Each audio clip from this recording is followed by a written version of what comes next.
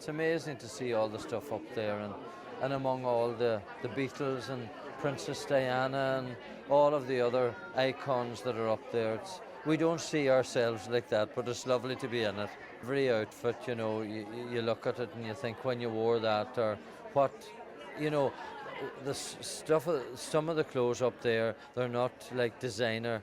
There's a jumper up there that my mother knitted for me, a Fair Isle jumper, and I wore it the day I made my first record on the 9th of February 1983. Most people, when they get married, the dress goes into a box, into the attic, but to see it, being shown like that again is fantastic. And I'd actually forgotten really all the detail in it, so it was lovely to see it again. Well, the people are just fantastic. I mean, down through the years, they have followed me, without any stop. They've been so loyal.